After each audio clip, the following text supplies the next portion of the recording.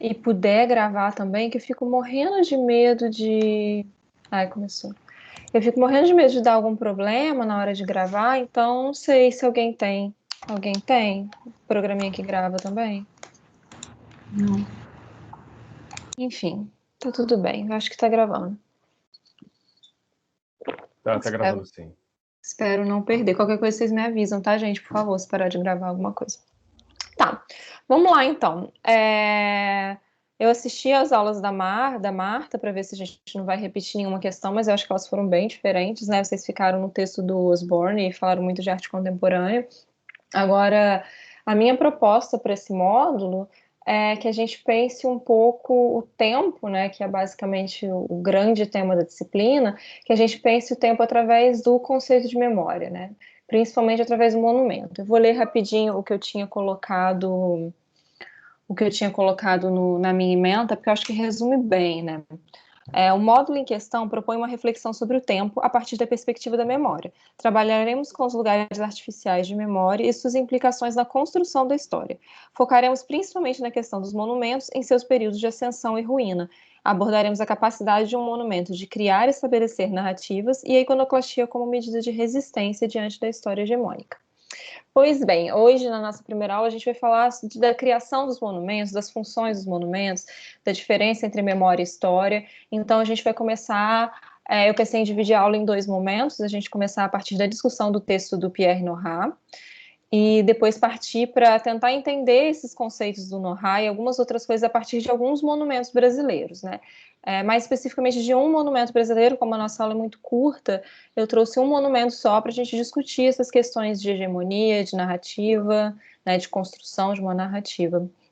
Antes eu queria fazer um prelúdio, entretanto. Vou tentar compartilhar minha tela também. Vocês sabem de onde saiu a palavra memória? Tipo, a etimologia da palavra memória. Na cultura ocidental, né, no caso. Gente, como é que eu faço para compartilhar minha... É grega? Mnemonesis? É uma deusa? Mnemosine, isso mesmo, Mnemosine. É uma titânide, ela é filha daquela primeira geração antes dos deuses do Olimpo. Ela é filha de Urano e Gaia, que são as primeiras manifestações ali da mitologia grega, e a gente está falando de mitologia grega, gente, porque justamente é aí que nasce esse conceito de memória, que é um conceito de memória muito ocidental, que vai reger muito da nossa cultura e vai reger essa questão da criação dos monumentos, né? Então, assim, a gente pode voltar na cultura grega antiga para investigar essa etimologia da palavra e entender mais ou menos como ela vai repercutir até hoje, grosso modo, na nossa cultura ocidental.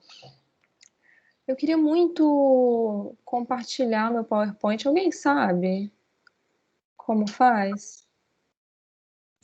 Acho Sim, que é ali vai assim.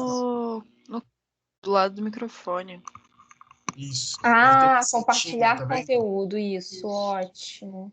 Às vezes, essas semanas tá dando problema, Clara, de compartilhar o documento em si. Se tiver dificuldade, você vai na primeira tela, você compartilha todo o seu computador, tá? Ah, entendi. Mas tenta fechar os outros arquivos para como tá gravado, né? Aham, entendi. Ixi, o Microsoft Teams não poderá gravar o conteúdo da tela até que seja encerrado. Acho que eu tenho que reiniciar a aula para habilitar isso. Tá, vocês se importam se eu tentar encerrar e abrir de novo? Não, de modo nenhum.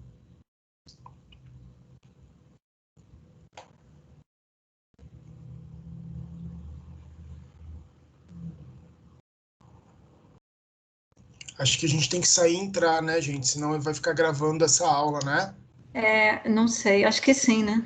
Acho que sim. Então tá bom. Vamos lá. A gente entra no mesmo link?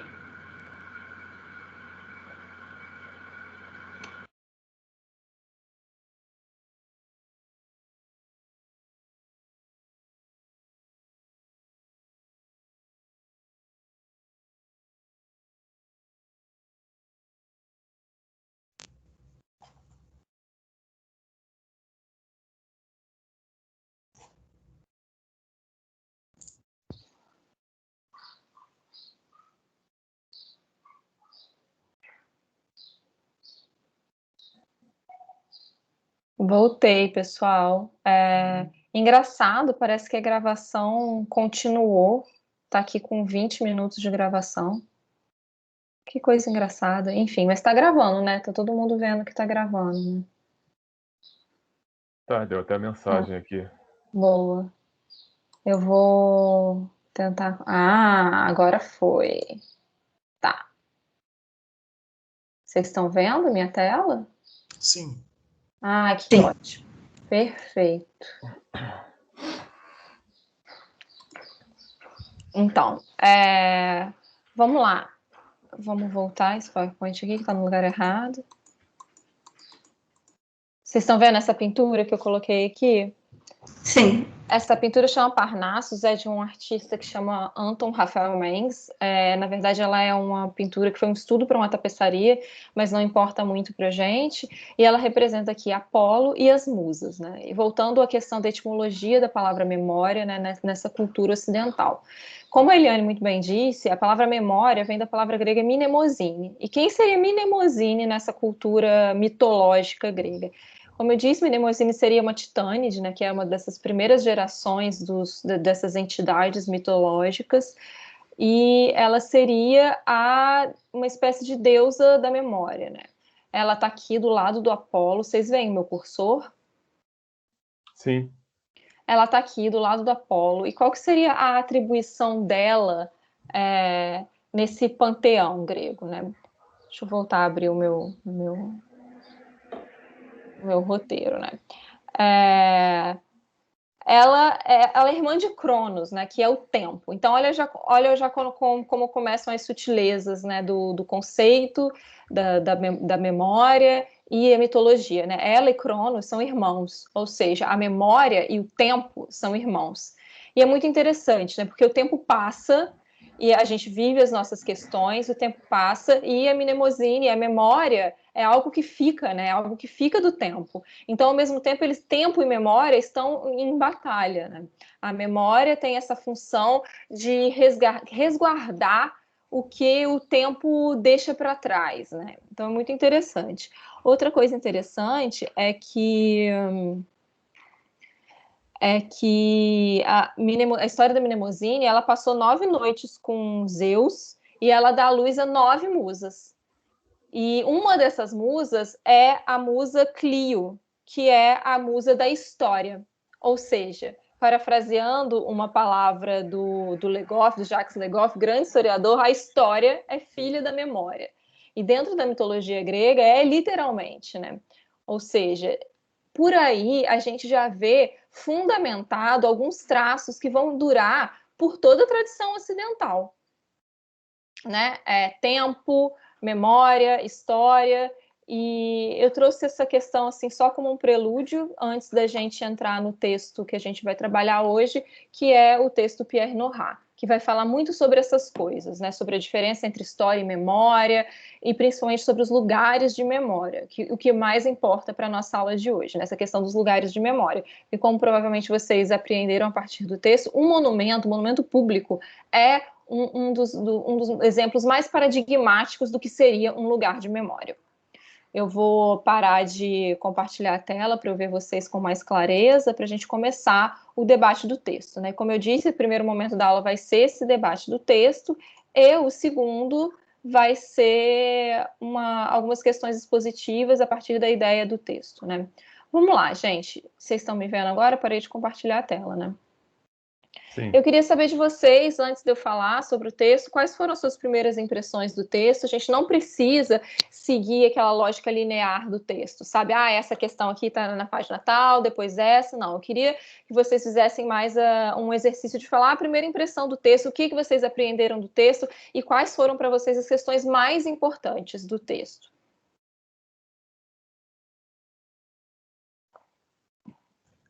Clara, eu acho que assim, eu vi um debate muito nítido de uma destruição entre memória e tempo, assim, eu acho que é interessante a gente pensar nessa linha não temporal, essa narrativa não linear, mas ele promove uma narrativa linear no texto em certo momento, principalmente na primeira etapa, né?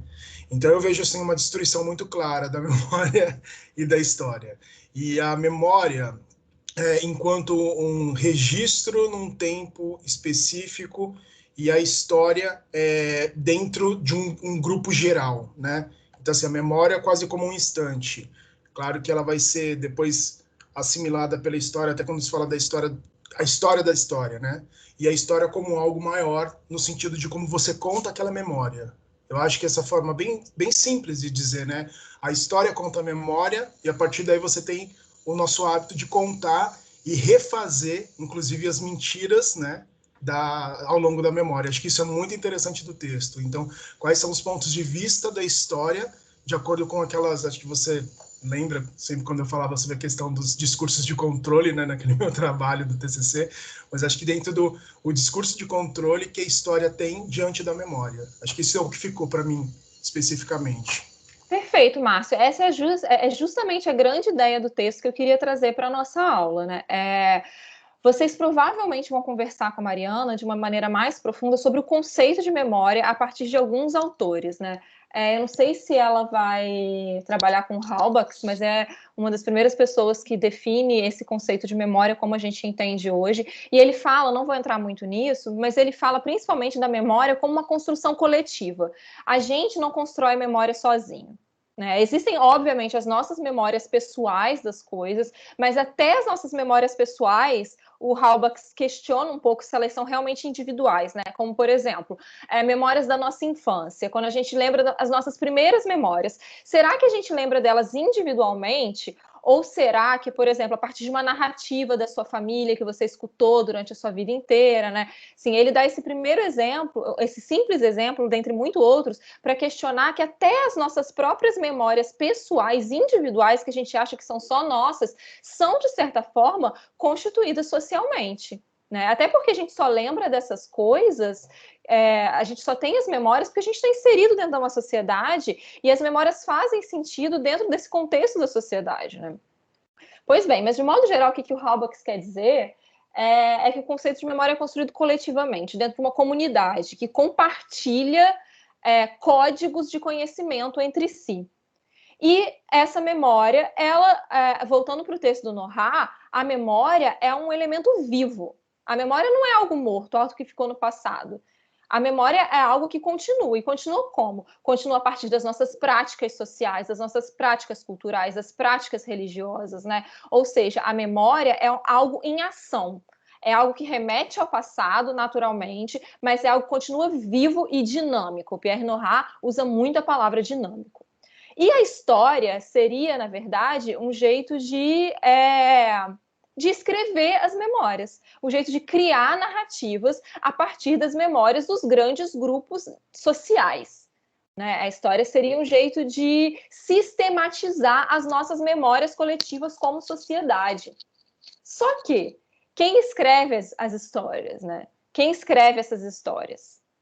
Geralmente a gente sabe que quem é responsável por narrar essas coisas, recortar as memórias que a gente vai transformar em história, que a gente vai carregar para o futuro, né? Os responsáveis por isso geralmente são as classes hegemônicas, é quem está no poder, que criam essas narrativas, que são narrativas que não representam necessariamente a verdade. São narrativas que selecionam memórias, que excluem outras, né? Lá para frente a gente vai começar a falar dos lugares de memória e tem uma frase que é muito falada nesse campo dos estudos históricos, que um lugar de memória também é um lugar de esquecimento. Porque a partir do momento que você seleciona historicamente quais memórias você quer manter viva, você também deixa para trás outro grupo de memórias. Né? Então, assim, você fazer uma narrativa da história é necessariamente fazer um recorte daquelas memórias todas. Tudo bem? Vou deixar vocês falarem mais. Eu vi que no chat tem uma pergunta já, eu vou abrir aqui. A Júlia. O texto não me trouxe exatamente dúvidas, mas me trouxe reflexões. Constantemente eu parava e ficava pensando sobre coisas que ele falava, mas já havia até uma percepção, mas não conseguia explicar tão bem. Isso é um texto que ele, apesar dele ser de um autor muito erudito e tudo mais, é um texto fácil de ler e é um texto que fala sobre coisas que estão no nosso dia a dia, né, que a gente conversa sobre. e que estão sendo trazidas à tona muito com esse recente movimento de derrubada das estátuas, né? Então são coisas que estão na nossa realidade, né? Tá. Achei em alguns momentos até tocante num sentido bem particular, que pesou para mim, principalmente sobre a memória. Eu acho um texto muito bonito. A construir memória que habitualmente se perderia se não insistíssemos em guardar a materialidade. Isso foi muito bom. Exatamente isso, né? As memórias, se elas não são, voltando lá no Halbach, que eu citei, se as memórias não são compartilhadas coletivamente e tornadas vivas, elas se esvaem, elas morrem. Né? E cabe à história tentar organizá-las e trazer elas. Só que, como a gente está discutindo aqui muito bem, quem escreve essas narrativas, quem escreve essas histórias, não são necessariamente nós, né? Não tem problema, não precisa pedir desculpa por estar escrevendo. Aí o Márcio falou mais uma coisa, acho que o texto dialoga demais com a atmosfera de Dilberman. Exatamente, né? O Dilberman tem 2 livros, principalmente, o Diante da Imagem e o Diante do Tempo. O Diante da Imagem é um livro antigo, o Diante do Tempo é mais ou menos recente. Eu tenho uma resenha sobre esse texto, sobre esse livro, se vocês quiserem ver. Eu acho que dialoga muito com as questões que o Dilberman coloca de fato, Márcio. Você quer explorar um pouquinho isso, falar um pouquinho disso? É bem simples mesmo, acho que é só por essa questão de como escrever, aí pensando no ponto de vista do historiador da arte, né, enquanto sua maneira de escrita.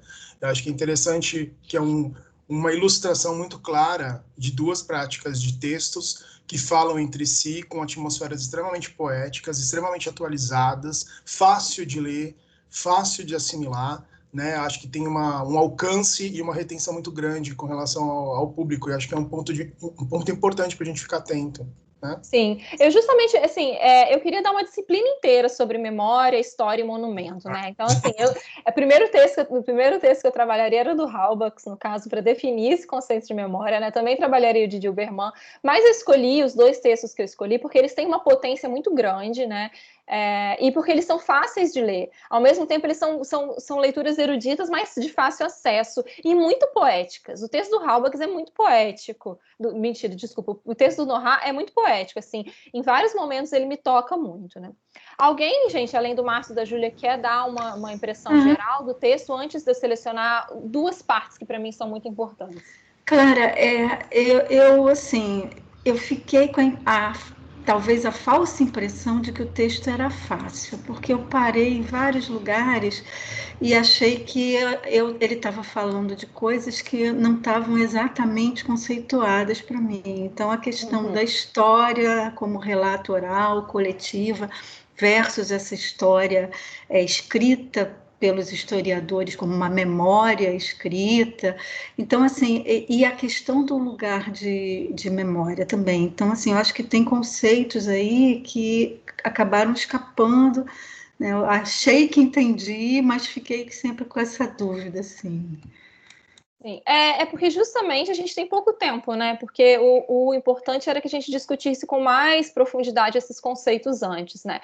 Só que uma coisa que eu queria pegar a partir da sua fala, Eliane, que foi interessante, que a história, do jeito que ela funciona hoje como ciência e organiza a memória, não precisa ser necessariamente uma história escrita, porque a gente vê também as narrativas escritas a partir das imagens, né? Então, história oral é uma outra coisa, né? Está muito nesse campo da memória mesmo, como você disse, compartilhado coletivamente. Mas essa história como ciência, escrita por uma classe hegemônica, ela não está só nos textos históricos. Ela está também em outras coisas. Ela está na imagem. Ela está nos lugares de memória. Né? A gente sabe que uma imagem, ela conta uma narrativa, mesmo que não seja uma imagem histórica. Por trás de quase todas as imagens, existe uma narrativa de alguma coisa, né? Existe alguma história por trás daquilo. Então é importante a gente ter em mente, na nossa aula vai ser muito importante, que a história oficial também é escrita a partir de imagens. Principalmente a partir desse tipo de imagem específico que está ligado com a memória, que é o monumento. Né? A gente vai ver hoje como os monumentos narram para a gente histórias e histórias escolhidas por determinadas pessoas. Né? Então foi muito bom o seu comentário nesse sentido, Eliane, para a gente tentar também expandir esse contexto de história que não precisa ser necessariamente uma história escrita. Né? Mais alguma coisa? Alguma dúvida pontual que ficou, Eliane? Não, eu achei muito interessante essa coisa do acúmulo, né? Porque é uma coisa que a gente, esse aí toca, né? Porque a gente percebe isso na nossa vida, né? Assim, eu preciso das fotografias para me lembrar de eventos e coisas e pessoas, né? Então é muito louco. Justamente, a fotografia é um lugar de memória. E é um lugar de memória que faz a gente manter ativa as nossas memórias coletivas e individuais. Né? É por isso que a gente constrói os lugares de memória. A gente constrói os lugares de memória na tentativa de que essas memórias não se percam, que elas se mantenham. Né? Mas de que maneira a gente está construindo essas memórias? Né? Elas não são necessariamente as memórias verdadeiras, pelo menos para algumas partes da sociedade. Né? Pode ser verdade para alguns, mas não é necessariamente verdade para todos. A Júlia falou outra coisa aqui. O trecho logo no início que ele diz: o movimento que nos transporta é da mesma natureza que aquele que o representa para nós. Se habitássemos ainda a nossa memória, não teríamos a necessidade de consagrar lugares. Não haveria lugares porque não haveria memória transportada pela história. Me faz pensar nos espaços que começaram a ser resgatados como memória, não só os museus, mas os espaços em geral, que os povos tiveram sua memória apagada, ocultavam por quem escrevia a história hegemônica tentava retornar. Tenho uma sensação de que estamos sempre tentando retomar as nossas memórias, porque sentimos que não estamos dentro da história. Perfeito, Júlia. É justamente isso, né? A gente tem quais as memórias que ficaram guardadas em nossa sociedade através dos lugares de memória, principalmente através dos monumentos, né? Não é a história dos povos originários, no caso do Brasil, né? Não é a história das pessoas que vieram, as pessoas escravizadas que vieram para o Brasil. Não são essas histórias, né? E o que a gente está vendo hoje em dia é uma tentativa de resgate dessas memórias. Justamente porque, por um lado, elas não foram mantidas vivas, né? Elas não são memórias mais propriamente, porque a gente, como sociedade, a gente impediu os povos originários e as pessoas escravizadas de manter plenamente a cultura delas vivas. É claro, gente, que sempre existe resistência diante da consagração dessa história oficial, né? Claro que os povos originários, as pessoas escravizadas mantiveram suas memórias a duras custas através de resistência, né? Mas não são essas histórias que estão aí sendo mostradas, né? Por isso que existe hoje em dia também uma conscientização e um movimento de luta para resgatar essas histórias, para construir novos lugares de memória, né? Muito bem, alguém quer falar mais?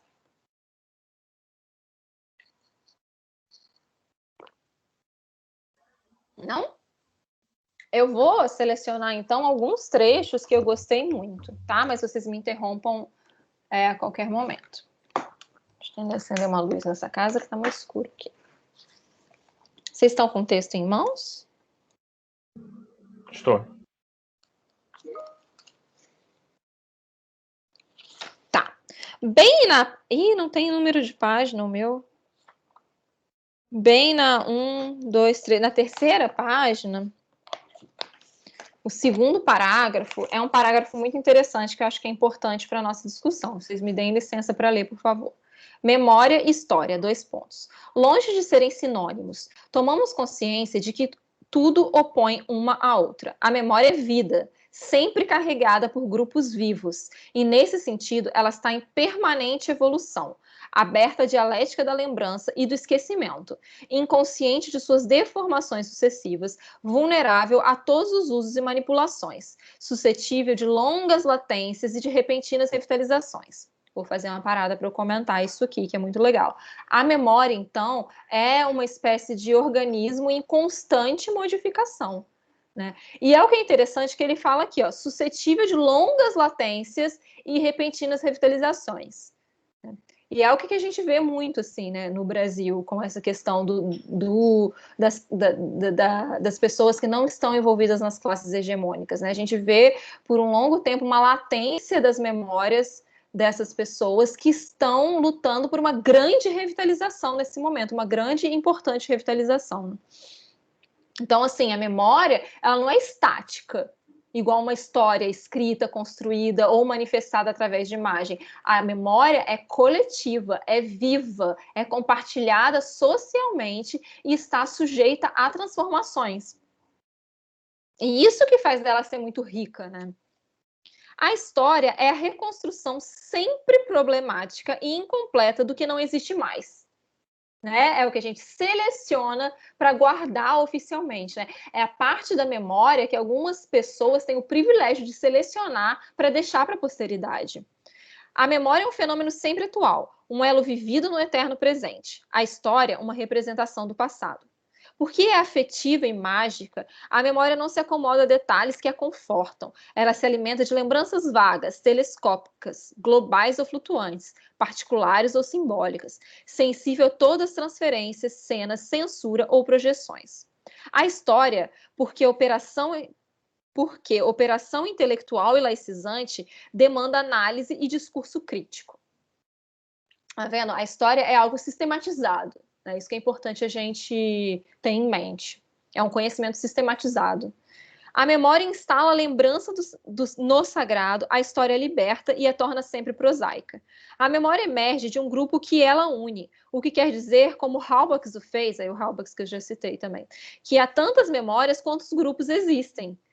Ou seja, o nosso mundo é permeado de diversas memórias diferentes, né? De diversos grupos sociais, grupos culturais que compartilham suas próprias memórias entre eles mesmos e conosco como sociedade global, né? Digamos assim.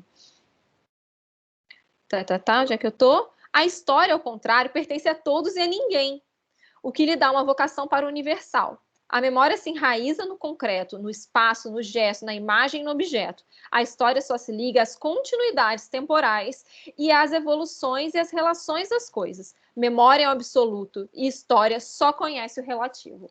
Gente, para mim, esse trecho é, assim, importantíssimo e ele define bem para a gente esses conceitos do que é memória e do que é história. Né, que é uma das coisas que eu gostaria que ficasse muito para a gente hoje, que a história narrada, a história oficial, a história tornada ciência é apenas um recorte da memória que é viva, dinâmica e coletiva. Dá um minuto para eu fechar a janela, começou a chover horrores aqui.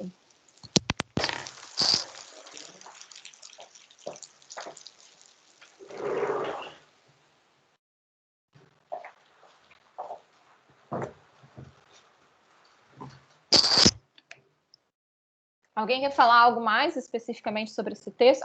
Eu acho que a Júlia escreveu uma coisa aqui, vou ler. Quando tivemos antropologia, lembro de falarem sobre a memória e a escolha das tradições que se manteriam naquele grupo, e que através de uma reunião, por qualquer motivo que fosse, que levasse a escolha deles, a história daquele grupo sempre levava ao esquecimento de outra coisa. A história me parece sempre ser construída através de escolhas, justamente. Né? Memória e esquecimento, como eu disse lá atrás, são coisas que caminham juntas, né? A partir de uma dialética. Se a gente relembra alguma coisa é porque a gente escolheu esquecer de outras, ou pelo menos deixá-las escondidas por um tempo, né? Como diz o Pierre Nora aqui. Alguém quer comentar algo desse trecho ainda? Não. Vai lá, Márcio. Não, pode ir, Eliane, depois eu falo. Pode ir. Eu queria entender um pouco mais, assim, porque ele, em vários momentos, ele fala dessa destruição da memória pela história, né? Uhum. E aí, assim, como é que é essa relação da memória que continua se construindo coletivamente, dessa relação com essa história que destrói a memória? Uhum. Eu não sei se eu entendi muito a sua dúvida, assim, na verdade, porque eu acho que faz parte justamente daquilo que a gente está falando, né? A história escolhe o que da memória ela vai manter, né? E a história não é viva, né? A história, a partir do momento que ela é cristalizada, ela muitas vezes não é suscetível a mudanças tão fáceis. Depois que a gente constrói uma questão histórica que ela se solidifica na nossa mente como sociedade, é muito difícil tentar revertê-la. E a gente só consegue revertê-la a partir de investigações sobre a memória, né? Por exemplo, a gente ainda tem no Brasil hoje um mito histórico que é o mito da miscigenação harmoniosa. Né, de que o Brasil foi construído a partir da miscigenação harmônica entre 3 raças que lutaram juntas. E daí que vem, muitas vezes, o conceito que sobrevive até hoje de que o Brasil não é um país racista. Ou seja, isso foi uma história construída a partir da memória e da realidade de alguns grupos sociais, que eram os grupos hegemônicos. E que isso ficou, historicamente, cristalizado a partir de várias estratégias, né? A partir da estratégia da narração escrita, da história como ciência, a partir da concretização de lugares de memória. Né? Por exemplo, vamos pegar um lugar de memória que fala muito sobre essa questão, justamente, né? A Batalha do Vitor Meirelles. A Batalha do Havaí, do Vitor Meirelles, ou dos Guararapes, eu sempre troco, gente, o nome delas. Enfim, quem puder pesquisar aí rapidinho para mim, me ajuda. A Batalha do Vitor Meirelles, ela mostra justamente portugueses, indígenas e pessoas negras escravizadas lutando contra o inimigo holandês, lutando contra um inimigo em comum. Ou é dos Guararapes, isso, obrigada. Lutando contra um inimigo comum.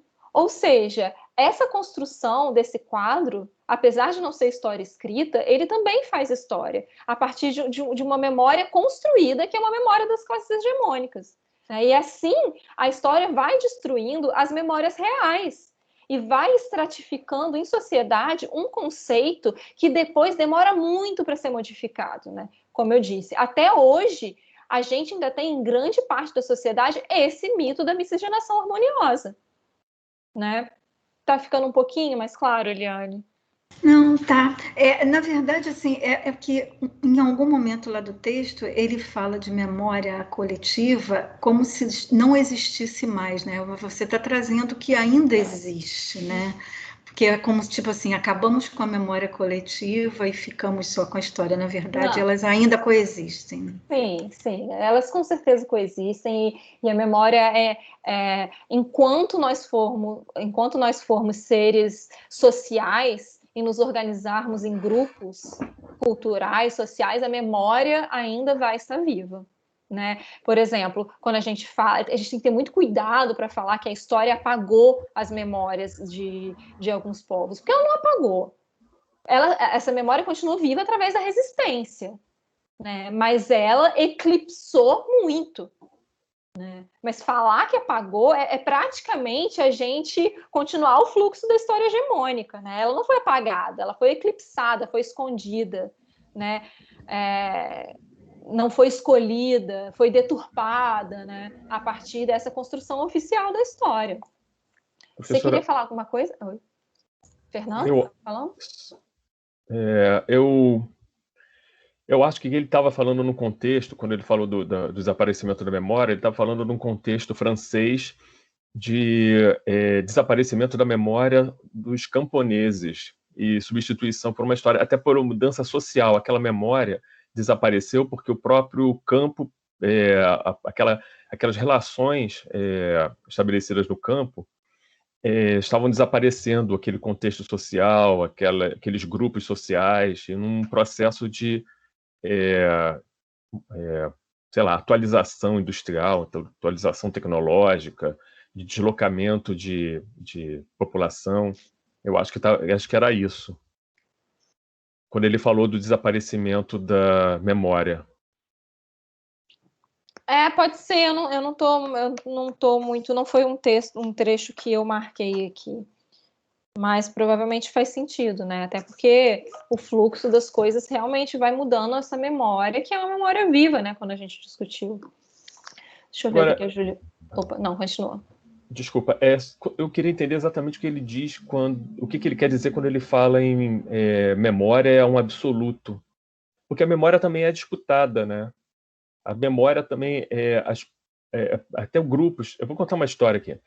Eu estava, por acaso, olhando dialetos portugueses. E isso foi registrado, aliás, o Pierre Nora também fala disso, né? Dessa compulsão nossa de arquivar, né?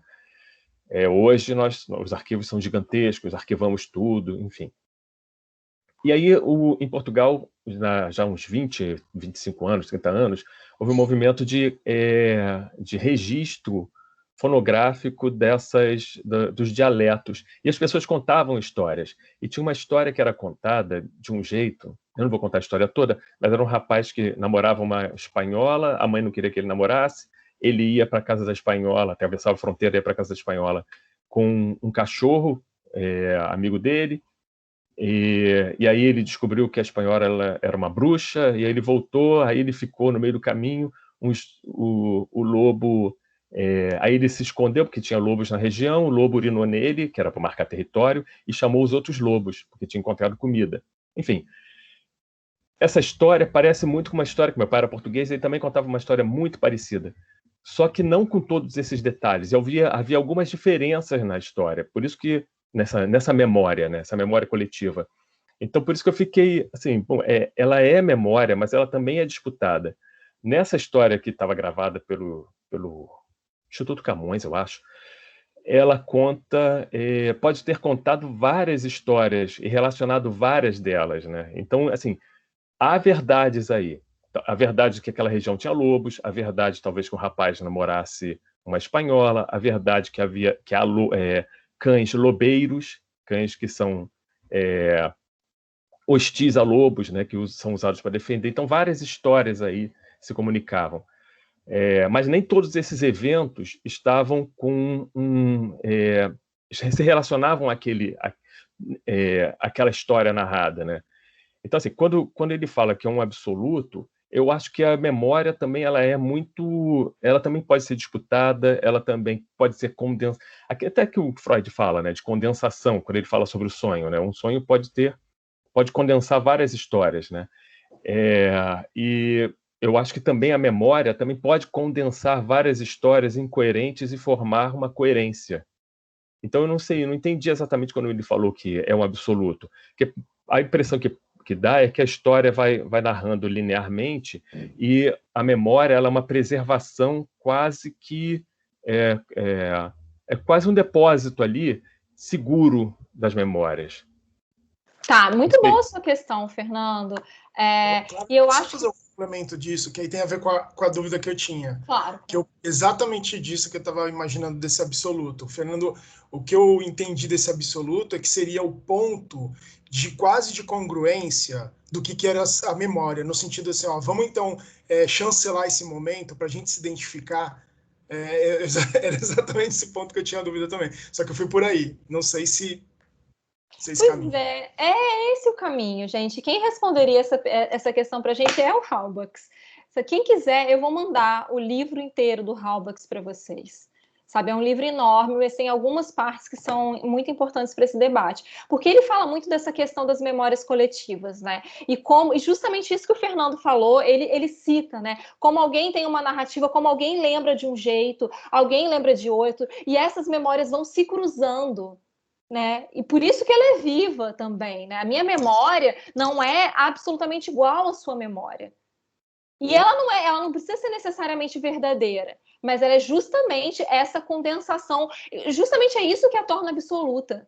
Porque ela é condenação, foi ótimo, porque ela é a condensação desses vários caminhos vivos que estão se cruzando, né? Esse é um ponto. O outro ponto é, a partir do momento que a memória entra no campo de batalha, ela não vira história? Lembrando que a história não precisa ser essa narrativa oficial, né? Imagens fazem história. A partir que um grupo, mesmo dentro daquele coletivo social e cultural que está trocando memórias, a partir do momento que um grupo quer tomar para si, né? Qual foi a palavra que você usou? Uma palavra ótima, foi disputar, não sei. Disputado. A partir do momento que existe uma disputa forte entre memórias e um grupo pretende tomar aquela memória, a sua memória como verdadeira e colocar ela como uma memória real, ela já vira história, ela já vira construção, né?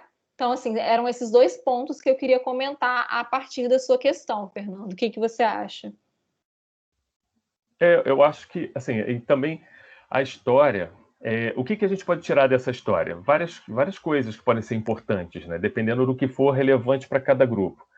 Digamos que eu seja um historiador preocupado com a ecologia, com a diversidade biológica daquela região. O que vai me interessar? Vai me interessar saber, tem lobo. Lobo está acima ele é o maior consumidor do local. Se ele está bem, aquele ecossistema está bem. Então, se eu conseguir. Assim, porque a história tinha o seguinte, o rapaz se abrigou, ele subiu num castanheiro, num carvalho, e lá em cima do carvalho ele se salvou, porque os lobos não conseguiram subir. Então ele comprou esse carvalho e disse, olha, eu não quero que esse carvalho seja derrubado nunca. E aí o carvalho passou anos até que caiu de velho. O carvalho sobreviveu provavelmente ao rapaz, e se encontrássemos o recibo de compra, que aí já é um documento histórico, um registro, né, documental, a gente pode descobrir quando aconteceu aproximadamente esse evento e saber se houve alteração ou não daquele ecossistema. Isso é uma coisa. Aí até a história, por exemplo, foi registrado. Até o fato de ter um registro, que é o recibo, já é uma coisa importante. Aquele povo estava preocupado com a documentação, não valia mais o fio do bigode. Então já mudou, já teve uma mudança social aí. Então, são vários aspectos que a história pode se aproveitar dessa história. Claro, foi muito importante. Desculpa. Conclui? Não, eu E até o momento, assim, quando é que Portugal começou a se preocupar com o registro de seus dialetos? Isso também por que isso virou um problema em determinado momento da história da cultura portuguesa? Isso já é um registro, né? Já é um documento. Já diz algumas coisas, né? O que eu queria dizer, que foi uma coisa muito boa que me surgiu aqui a partir da fala do Fernando, é que a história não é necessariamente uma vilã, né? Como a gente está recortando essa parte perversa da história aqui, né? Que na verdade, é onde eu quero chegar para a gente falar de iconoclastia, né? A gente está fazendo um recorte da perversidade que a história pode ter. Mas a história, ela pode ser, como o Fernando falou, simplesmente uma seleção do que nos interessa, uma seleção do nosso olhar, uma seleção do que é importante justamente para as memórias daquele coletivo, o que aquele coletivo quer guardar, né? Então, assim, a história não precisa ser vilanizada o tempo inteiro, né? A gente sabe que ela é utilizada como um instrumento de opressão, né? Ela é uma poderosa ferramenta de opressão, mas ela nem sempre é constituída propositalmente para isso, né? Essa questão das escolhas, do que é importante para uma comunidade, do que essa comunidade resolve transformar em história, né? As memórias que ela acha tão importantes que ela precisa registrar, também é uma maneira de fazer história a partir de escolhas, né? É isso, gente? Tudo bem? E sobre o uso de imagem também, queria só fazer uma observação, né? Que às vezes a gente pensa assim, olha para as fotografias e fala, como eram as coisas naquela época, né? E não eram. Tem até um autor, o Boris Kossoi, que ele faz a análise de uma fotografia. Assim, a gente fala, porque os italianos vieram, porque tinha um movimento de embranquecimento, né? Os italianos foram importados para o Brasil, né? E que aí tem todo um discurso de que a mão de obra era sei lá, de superioridade, fosse técnica, fosse intelectual, fosse racial, dos italianos, dos alemães, etc., em relação à população que havia aqui. Isso é um discurso. Mas também tinha um outro discurso. Assim, os italianos vinham para cá, pelo menos ele fala dos italianos, né? Existe uma foto que é dos italianos trabalhando no campo. E ele fala que exatamente aquela foto que parece que está todo mundo bem, na verdade, os italianos que vieram, eles saíram da fome de lá para passar fome aqui. E que aquela foto era uma construção, eram atores, naquele momento eles eram atores, para atender a uma demanda do governo italiano, que começou a receber muitas reclamações dos maus tratos dos italianos no Brasil. Então, quer dizer, a foto pode dizer muita coisa, mas ela nem sempre diz a verdade, né? Ela pode ser montada. Ela virou um monumento para mentira, né? Foi uma forma de contar a história, uma documentação. Assim, a imagem não mente, né? A imagem pode mentir também. Sim. E assim, a fotografia, mesmo quando não manipulada, quando não montada, ela é um recorte da realidade. Ela é um recorte. É o olhar daquela pessoa que tirou a fotografia. Então, de certa forma, nenhuma fotografia representa a verdade no completo. Todas elas são recortes da realidade a partir do olhar de quem está fotografando, né? E tem também essa parte da manipulação para criar uma narrativa. E aí, como a gente está falando da imagem, né, como potencialmente criadora de uma narrativa, o exemplo que o Fernando deu foi perfeito, né? Gente, eu quero, no momento aqui, ler os comentários da Júlia e da Vitória, falar um pouquinho de outra parte do texto para a gente passar para as imagens, né? É tudo muito curto, infelizmente, assim, isso me deixa super angustiada, mas eu queria muito mostrar as imagens para vocês. A Júlia falou, tem a sensação de que ele diz sobre essa memória coletiva que a forma com que, quando ele cita história na ação, não serve mais. A maneira que se apresentava a memória, a história não parece funcionar. Passa-se a ideia de uma história-sociedade. Tá. Beleza. Tá, gente, a gente pode passar para um outro trecho do texto, que eu queria falar exatamente do lugar de memória. O que vocês entenderam como lugar de memória? Antes de eu ler o trechinho.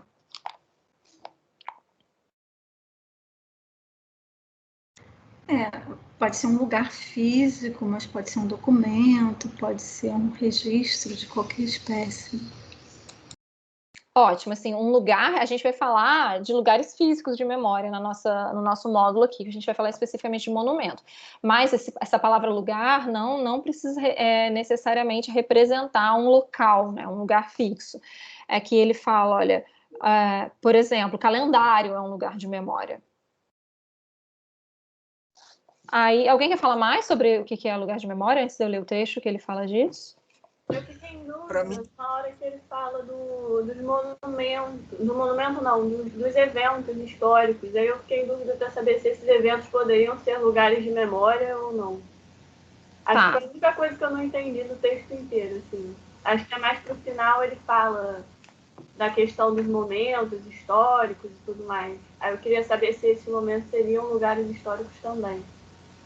Tá. A gente pode conversar sobre essa dúvida depois, que eu teria que voltar lá no trecho do texto. Claro, tranquilo. Tá? Se a gente não der conta de falar sobre isso em aula, eu escrevo uma notinha no AVA, tá? Obrigada, Clara. Imagina. E assim, esse lugar de memória é o lugar que eu acabei de falar agora há pouco, é o lugar de chancela da imagem. É onde é um convite para a gente ir atrás de um ponto de congruência imagética ou não, mas a imagem nesse sentido, tá? Massa. Posso ler? Os lugares de memória são, antes de tudo, restos. A forma extrema onde subsiste uma consciência comemorativa numa história que a chama, porque ela a ignora. Clara, que página é essa, por favor?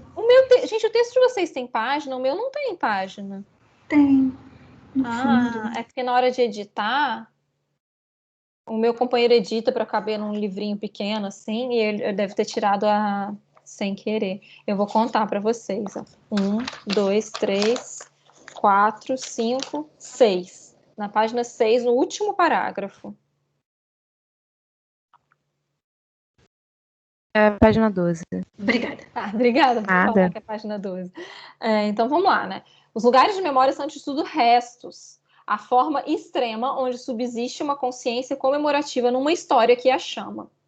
Ou seja, né, lugares de memórias também são construções históricas, porque ela ignora. Aí eu vou pular um trecho e vou lá para o meio do parágrafo. Museus, arquivos, cemitérios e coleções, festas, aniversários, tratados. Olha, se ele aqui está colocando festa como lugar de memória, eventos históricos também podem ser lugares de memórias, eu acredito. Já tentando começar a pensar na questão Quem tinha feito essa questão? Fui eu, Eloá. Eloá. Tá, já começando a refletir sobre essa questão do Eloá. Aniversários, tratados, processos verbais, monumentos, santuários, associações.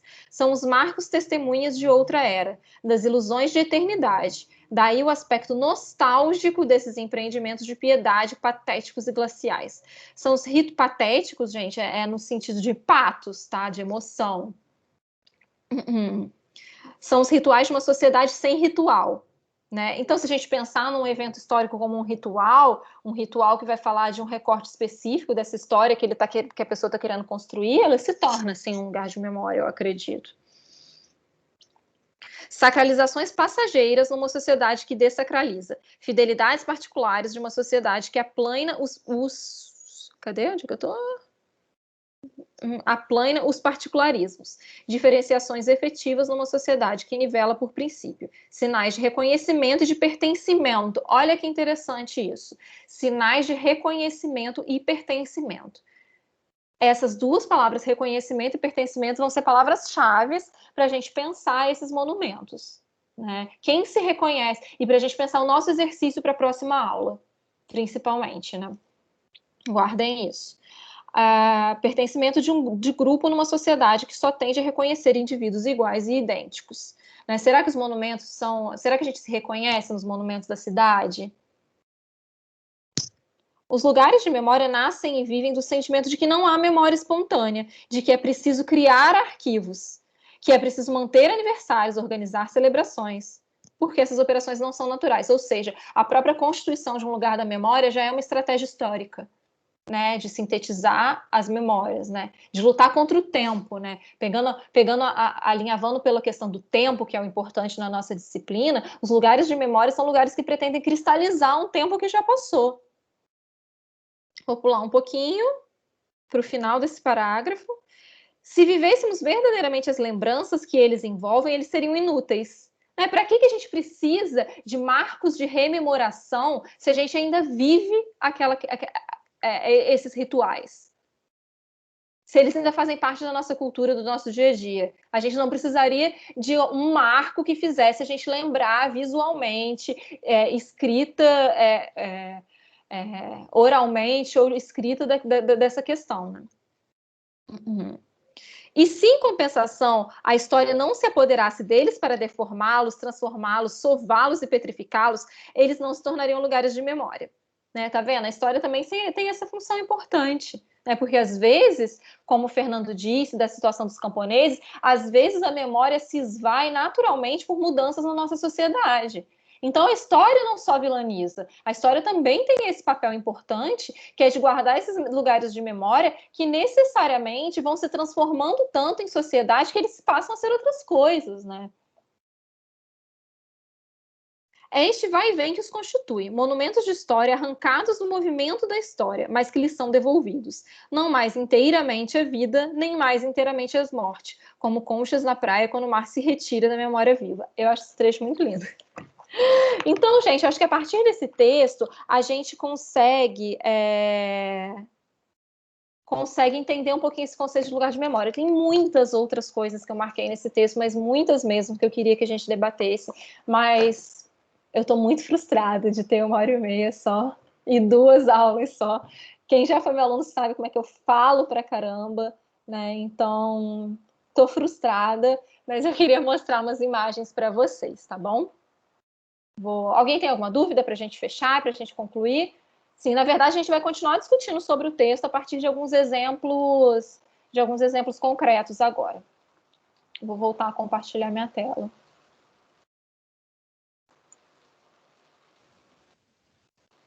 Opa! Oi, Clara. Tá me ouvindo? Oi. Tô. Não há nenhuma dúvida. Eu só acho muito interessante. Oi, tá muito ruim a ligação. Não tô conseguindo te ouvir. Vou escrever. Obrigada. Ih, gente, o negócio tá danado aqui. Eu acho que eu vou ter que compartilhar a tela inteira, né? Eu tô com dificuldade que o Márcio falou de compartilhar.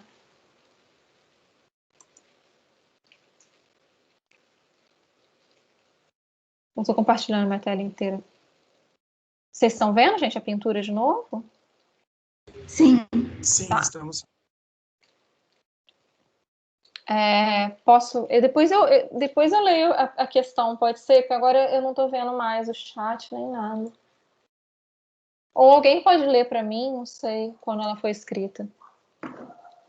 Então tá, gente, o que é um monumento? A gente está vendo que o monumento está dentro desses lugares de memória, né? O que é um monumento? Para que ele serve? Estou perguntando para vocês, enquanto eu abro o meu roteiro. Hein? Para que vocês acham que serve um monumento? O que é e para que ele serve? O que a gente está vendo aqui é um monumento à independência do Brasil. Ninguém, gente? Vocês vão me deixar falando sozinha agora, na parte mais fácil. Eu acho que um monumento, ele é a materialização de uma ideia por trás, de um ponto de controle da história, né? Demarcando literalmente assim como que eu quero conduzir, como eu quero controlar aquela história para isso se manter viva. É óbvio que eu imagino para onde você vai, porque eu fiz teu curso, né? Mas assim, pensando que aquela imagem ela pode ser depois atacada, quebrada, usada para fazer outros controles da história também. Isso, é um marco histórico, né? E no caso do monumento, é um marco histórico físico, que estabelece um lugar de memória. Oi? Eu acho que também ele fala de um determinado lugar geográfico, né? Ele está fixo num local e ele fala desse local também. Pode ter esse aspecto, né? Esse que a gente está falando tem esse aspecto, né? Eu trouxe esse como primeiro exemplo, a gente não vai analisar esse monumento, mas eu trouxe ele como exemplo de um monumento completo, que, como disse a Eliane, marca um lugar físico mesmo. Aqui seria a margem do Riacho Ipiranga, aonde Dom Pedro proclamou a independência, né? Que a gente pensa que era um rio enorme, caudaloso, na verdade era um tiquinho de água, né? E esse monumento foi... Poça. Uma poça. Esse monumento foi construído exatamente nesse lugar, né? Então ele marca um lugar literal de memória, né? Como Eliane observou, né? E quais são as funções, assim, gente? Eu estou indo muito no básico agora, eu não estou indo no conceitual, né? Quais são as funções básicas de um monumento? Não precisa intelectualizar nada agora, é tipo papá. Enaltecer alguma coisa é um foco. Exatamente, Eliane, o monumento tem duas funções principais: rememorar, né? Tornar aquela memória visível, material, fisicamente exposta para as pessoas que estão na cidade. Né? Mas será que ela funciona? Porque, assim, às vezes a gente passa por monumentos na cidade e a gente não sabe nem do que aquilo se trata, né? Então, assim, então ela tem essa função rememorativa e uma função celebrativa, como a Eliane disse, né? Laudatória, né? Esse monumento celebra, comemora um evento ou comemora uma pessoa mesmo que fez esse evento se tornar possível. Aqui, no caso, a gente está comemorando o evento da independência e a própria pessoa do Dom Pedro I, que proclamou a independência. Nessa história que foi construída de uma maneira muito heróica, e a gente sabe hoje em dia que não é bem assim, né? Parte da construção heróica dessa narrativa da independência passa pela quantidade enorme de monumentos à independência e a Dom Pedro que a gente tem no Brasil, né? E às vezes, como a Eliane também falou, às vezes os monumentos são colocados nos lugares históricos de onde esses fatos aconteceram. E às vezes eles guardam os restos mortais desses agentes desses eventos, né? Então eu trouxe esse monumento que é um dos maiores em tamanho monumentos do Brasil, e ele é um monumento super completo, porque ele está ali marcando esse lugar real de memória, né, não literal, né? Ele é um lugar de memória material e ele está no lugar onde de fato o evento aconteceu. Ele celebra os eventos, ele narra, né? Olha, a gente tem relevos narrativos, né, do evento, a gente tem os restos mortais, né, do Dom Pedro e da Leopoldina dentro, né? Então ele é um monumento todo completo. Então, voltando ao assunto que a gente estava falando, né, do lugar de memória, um lugar de memória, como eu disse, é sempre um lugar de esquecimento. Se a gente está narrando esse evento aqui desse jeito, é porque partes desse evento foram esquecidas, não foram escolhidas para estar presentes e eternizadas nesse lugar de memória, né? Um lugar de memória pretende eternizar. Né? É pedra, é metal, né? São coisas concretas, sólidas, que pretendem eternizar essas memórias escolhidas. Mas, como a gente vai ver na aula que vem, nem sempre dá certo, porque eles são passíveis de destruição também, né? E assim, a construção dos lugares de memória, como a gente está conversando, e esse é o ponto alto da nossa aula, eles têm muito a ver com ideologia, monumento e ideologia, né? Conta uma narrativa, um monumento conta uma narrativa histórica escolhida geralmente pelas classes hegemônicas. ele se apropria desse conceito dinâmico de memória, recorta o que ele vai selecionar da memória e torna isso material, torna isso físico, a partir da pedra, né? Belezinha. Tá tudo bem agora que a gente vai passar por um monumento que a gente vai dar uma analisada melhor. Eu posso comentar uma coisa pessoal rapidinha, claro, que eu achei muito interessante. Quando eu tive uma vez em São Malo, e na verdade eu fui com meus pais em São Malo, no norte da França. Eu já ia perguntar onde é que é. Lá noroeste da França. E aí tinha e fui com meus pais que não conheciam nada de história e tal, e tinha um monumento com uma figura muito bonita, assim, bem vestida e tal. Meu pai ficou muito impressionado com aquilo. Nossa, esse cara deve ser um cara importante. E o cara era o maior dos corsários, né? Um dos maiores corsários que a França já teve, saíram muitos lá da região de São Malo. E aí eu fiquei assim meio intrigada com essa questão mesmo, né? Tipo assim, pô, como é que São Malo escolheu registrar as suas figuras importantes, né? Os corsários que trabalharam para a França, né? Enfim. Não, foi ótimo que você falou, né? Que fala justamente dessas escolhas, né? Quem que a gente vai representar, o que a gente vai representar, né? Mas alguém fala alguma coisa antes de eu passar para alguns monumentos, um monumento específico que a gente vai trabalhar hoje? Tá, vou passar então, gente. A gente vai trabalhar um outro monumento do Dom Pedro, que é o monumento do Dom Pedro na Praça Tiradentes, no Rio de Janeiro. E esse monumento é uma estátua equestre. Os monumentos podem ser diversas coisas, né? Uma parte mais... Se eu tivesse uma disciplina inteira, seria uma parte mais simples, né, para explicar para vocês quais tipos de monumentos podem existir, né, obeliscos, estátuas equestres, mas enfim, não teremos isso na aula, mas isso é conteúdo fácil de achar até na internet. O modelo do monumento que a gente está vendo aqui é um modelo de estátua equestre, que é um modelo, voltando lá no começo da aula, né, que a gente está falando de cultura ocidental, o modelo da estátua equestre, ele é cristalizado nessa cultura ocidental, construída com bases nessa antiguidade greco-romana. A gente sabe que a nossa maior herança como sociedade é lá na antiguidade greco-romana, e a estátua equestre foi, desde essa antiguidade recortada, né, dessa antiguidade branca, a estátua equestre sempre foi um tipo de monumento de extrema importância, porque ela carrega esse viés do poder, né? Uma pessoa que está dominando um cavalo, e geralmente vai tratar de generais de guerra, de figuras muito importantes. Então a gente vai ver um pouquinho assim, só um exemplo disso de estátua equestre, como ela teve presente na nossa cultura ocidental desde a antiguidade. A gente tem aqui a primeira, que é um bronze ainda preservado, né, da Grécia, que é uma estátua equestre do Marco Aurelius, o grande imperador Marco Aurelius, que foi um dos imperadores mais importantes ali para a antiguidade.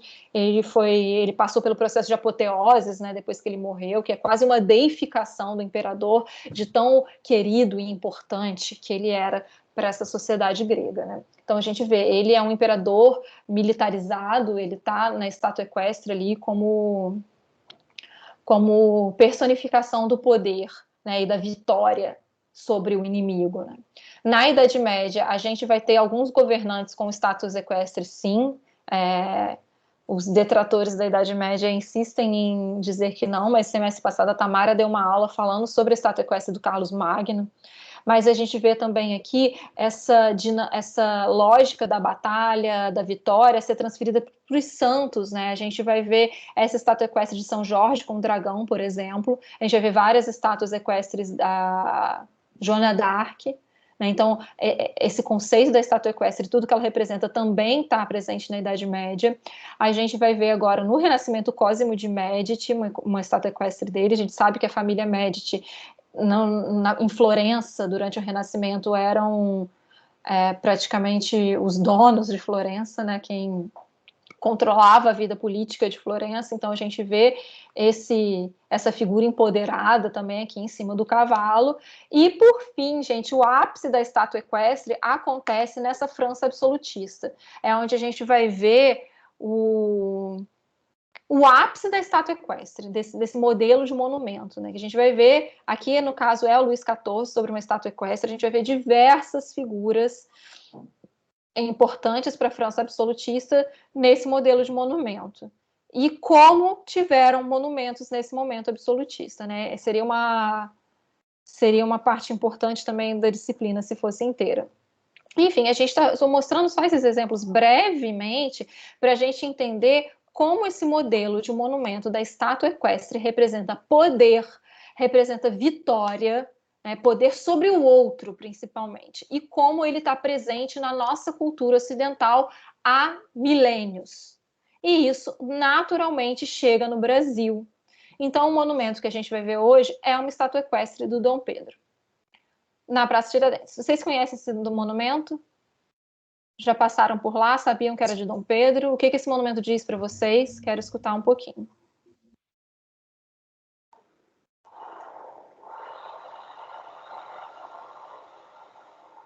Ninguém? Eu queria fazer uma outra observação pessoal. A gente dificilmente repara nas coisas quando é na nossa cidade, né? Quando você vai para um outro lugar, você esmiuça tudo, né? Ou tenta, né? Mas às vezes esquece do nosso.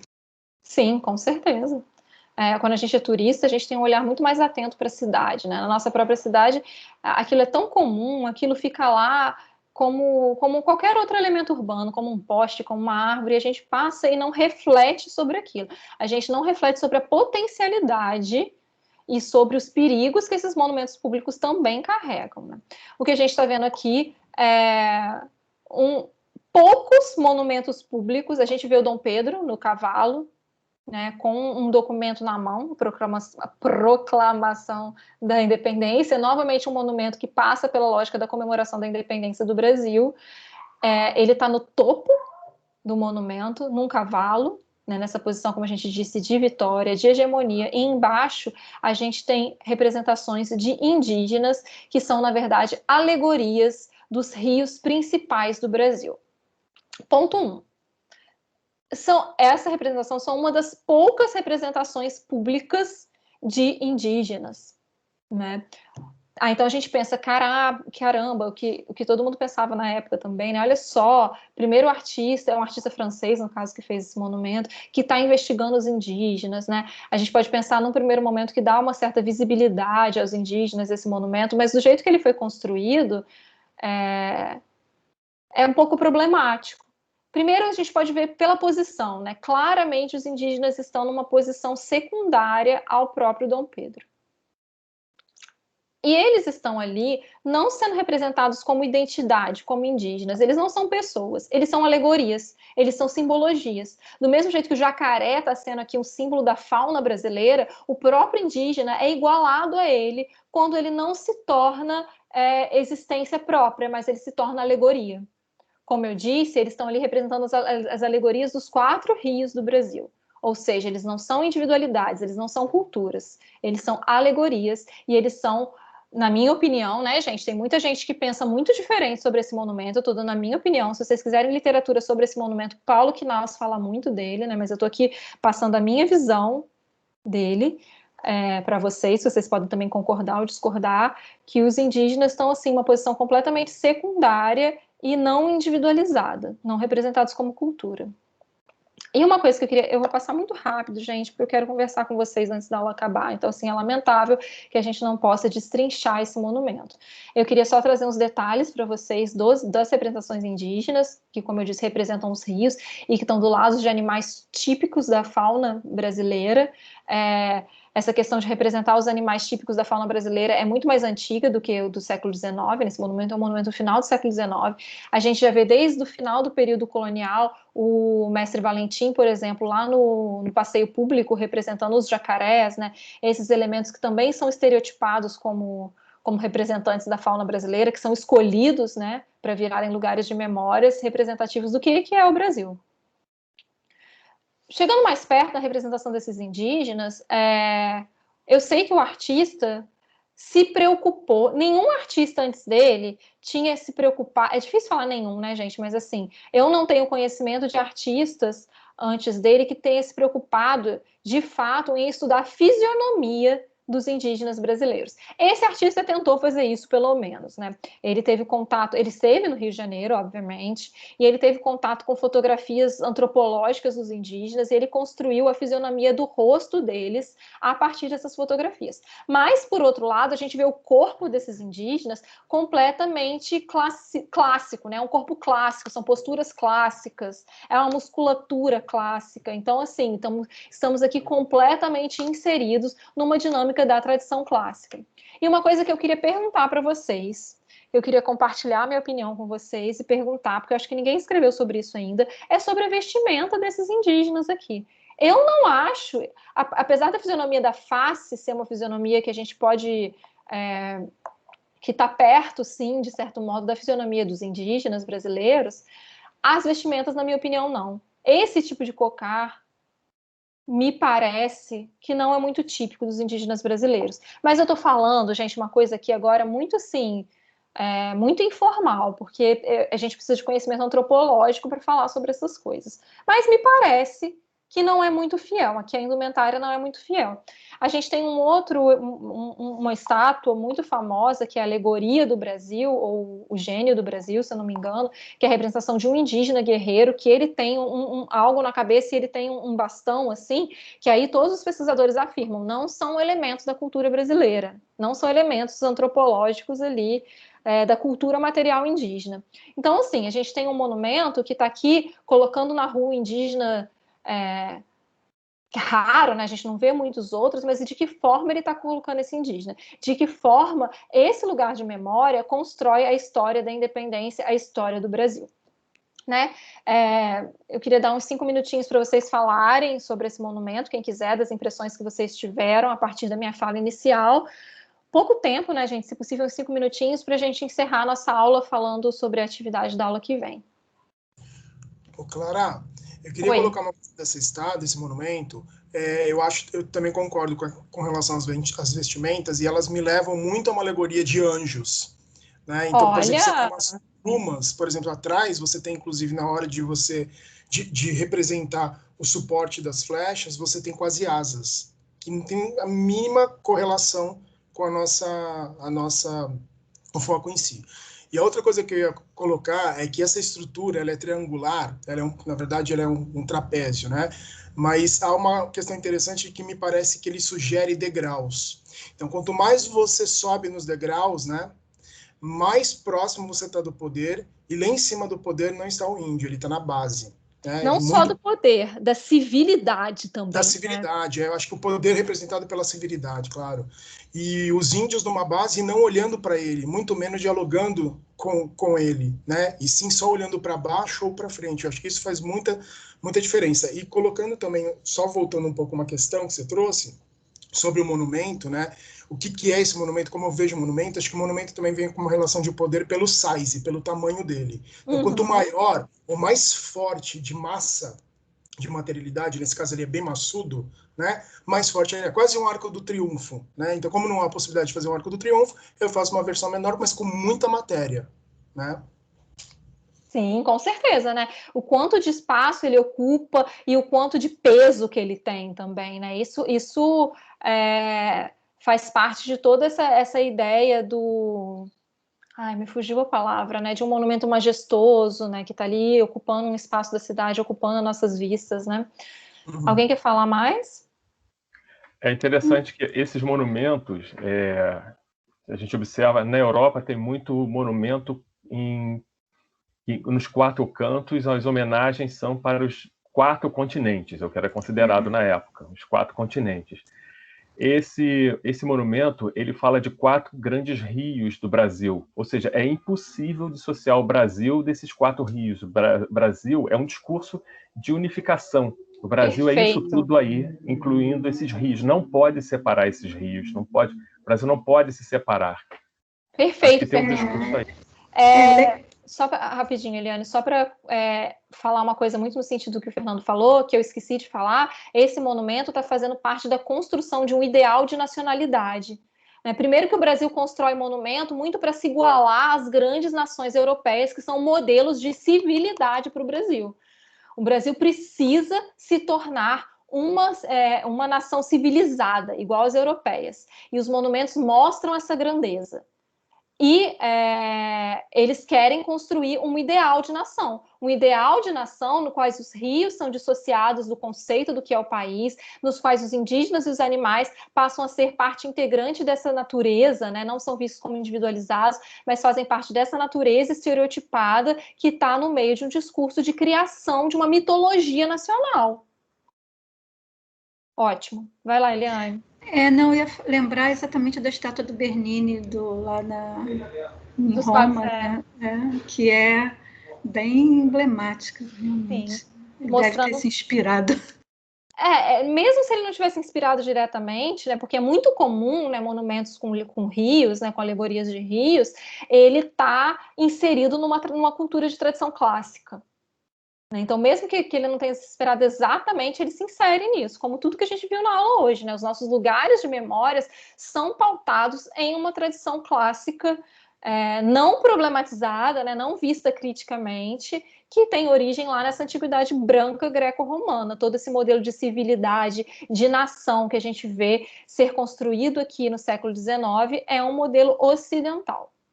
Gente, beleza, eu vou parar de compartilhar essa tela agora para a gente finalizar, infelizmente, a nossa aula. Parei de compartilhar? Parou. O Fernando compartilhou aqui a alegoria do Brasil.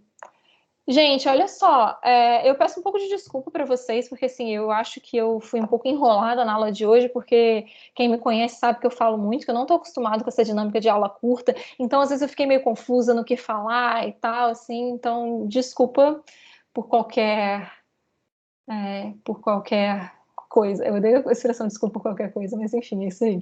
Foi Lamento ótimo, muito, Clara. obrigada. Lamento muito que a gente não tenha mais Foi tempo para ótimo. discutir essas coisas. Eu vou deixar mais referências no AVA para vocês. E eu quero falar mais ou menos como a gente vai conduzir a aula que vem. Também vai ser uma aula dividida em 2 partes. A gente vai começar a falar da iconoclastia agora como instrumento e ferramenta de resistência a essa materialidade construída pela cultura hegemônica. Então, a gente vai falar da destruição dessa materialidade e como a destruição dessa materialidade também cria narrativas e também cria lugares de memórias. Os lugares de memória, a história não é escrita só pela construção, a história também é escrita pela destruição. Eu estou escrevendo um livro agora e o argumento do meu livro é esse: a destruição também constrói. Esse é o grande argumento. E é isso que a gente vai falar um pouquinho na aula que vem, né? Como essa destruição está sendo resistência. Não estou aqui falando que a gente tem que quebrar tudo, né? Pelo amor de Deus, mas é inegável de que as destruições que a gente está vendo dos monumentos colonialistas está sendo ferramenta de resistência e está construindo uma nova narrativa histórica. A gente não pode deixar de observar isso, que é muito óbvio. Então a gente vai ler um texto do Mbembe. É um texto muito bom, muito simples também, muito poético, nessa mesma pegada do texto do Nohar. E eu gostaria de fazer um exercício, né? A gente tinha combinado que cada módulo teria uma devolutiva. E a minha proposta de devolutiva é uma proposta... eu queria que vocês me mandassem um parágrafo, gente, assim, quem quiser mandar mais, óbvio, mas um parágrafo escrito sobre um monumento da escolha de vocês. Algum monumento que tem a ver com a realidade de vocês, sabe? Não peguem um monumento de outro país ou de uma cidade muito distante. Eu queria que monumentos que estivessem no caminho de vocês. E quem é de outra cidade que não é do Rio de Janeiro, eu vou pedir para trazer um monumento da sua cidade, sabe? Que tem a ver com as memórias da sua infância, né? E coisas novas para a gente ver também. Então, assim, eu queria que vocês me mandassem mais ou menos até na terça-feira à noite, se possível, que vocês me mandassem uma foto e um pequeno parágrafo sobre a história desse monumento, e talvez 2 parágrafos, né? Um explicando que monumento é esse, e outro que impressão que você tem, né? Como é que você vivenciou esse monumento na sua vida. Muito simples, muito informal, tá, gente? Não precisa se preocupar. Quem quiser falar em aula, infelizmente nem todo mundo pode falar, mas a nossa aula vai ser parte dessa aula vai ser vocês falando um pouquinho sobre essa experiência de vocês com os monumentos. Poucas pessoas que quiserem, infelizmente. Então vai ser assim, a gente vai conversar sobre essa devolutiva, a gente vai conversar sobre o texto do Mbembe, e eu vou mostrar para vocês algumas ações iconoclastas feitas na América Latina, justamente questionando esse lugar do colonizador e dando visibilidade à narrativa dos povos originários, né? Hoje eu trouxe um pouquinho dessa questão dos povos originários, a gente vai ampliar elas na aula que vem, né? Gostaria de ter uma disciplina inteira, mas não tá dando, infelizmente. Tá bom? Combinado? Alguém tem alguma dúvida, alguma questão? Quer falar alguma última palavra para a gente encerrar nossa aula? Até terça-feira, né, que você falou? Até terça-noite. Eu vou colocar no AVA agora. Eu vou lá escrever um textinho no AVA. Tá bom? Eu quero até terça-feira justamente para poder ler e não chegar na aula e ser uma surpresa para mim, né? Para poder fazer um PowerPoint com as imagens. Para quem quiser falar, eu compartilho as imagens também. Porque acho que só eu que posso compartilhar a tela, né? Se eu não me engano. Então tá, gente. Combinado? Para a semana que vem. Eu que agradeço, gente, pela atenção. Obrigada. Né, nesse momento de pandemia. Agradeço por tudo que é possível que a gente faça aqui, né? Tudo tem vindo com muita dificuldade agora. Tá, eu vou parar a gravação. Gente, por favor, me ajudem, me assessorem aqui. Eu tô com medo de perder a gravação. Como é que eu faço isso? Tem um lugar que é parar a gravação. Acho que você tem que ir ali nos 3 pontinhos, aí tem parar a gravação. Aí fica salva no chat, se não me engano. Gente, eu vou fechar o chat aqui, vou pedir para vocês não conversarem no chat um momentinho, que o chat está pulando exatamente em cima de onde para a gravação. Vamos lá. Parar a gravação. Isso. Parar